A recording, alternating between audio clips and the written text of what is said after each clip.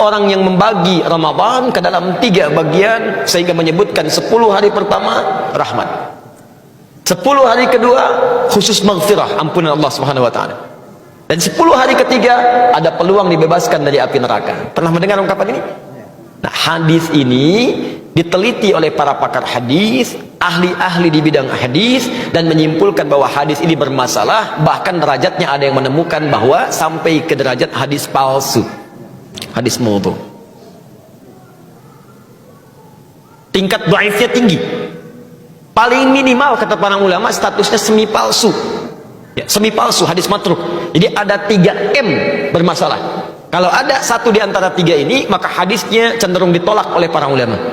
M yang pertama disebut dengan mungkar, hadis yang diriwayatkan oleh orang yang tertuduh seringkali berbuat maksiat. Dia meriwayatkan hadis tapi terlihat suka berbuat salah, ada yang mabuk, ada yang berselisih, maka hadisnya diingkari oleh para ulama.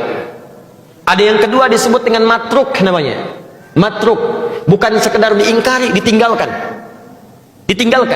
Nah, orang ini seringkali berbicara dusta sehingga tidak bisa dibedakan mana dusta, mana hadis yang keluar dari lisannya. Dan yang ketiga ini yang paling tinggi disebut dengan maudhu'. M yang ketiga maudhu', yaitu hadis yang sengaja dipalsukan dan diatasnamakan pada Nabi sallallahu alaihi wasallam.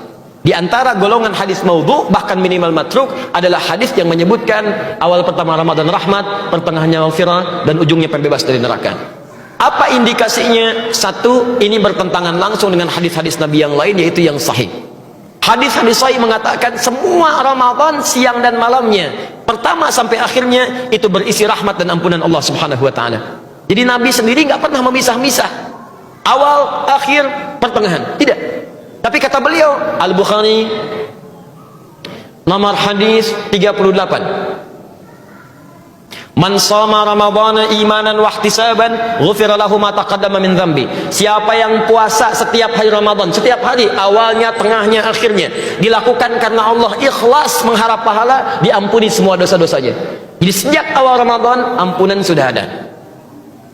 Nomor hadis 37 sebelumnya di Al-Bukhari, man qama ramadhana imanan wa ihtisaban ghufira lahu ma taqaddama min dzambi. Bukan cuma siangnya, malamnya bermohon kepada Allah ampunan, salat dengan baik, minta ampunan, ikhlas dikerjakan, diampuni semua dosanya. Ini menandakan hadis yang dimaksudkan bertentangan dengan hadis-hadis Nabi sallallahu alaihi wasallam. Jelas di sini?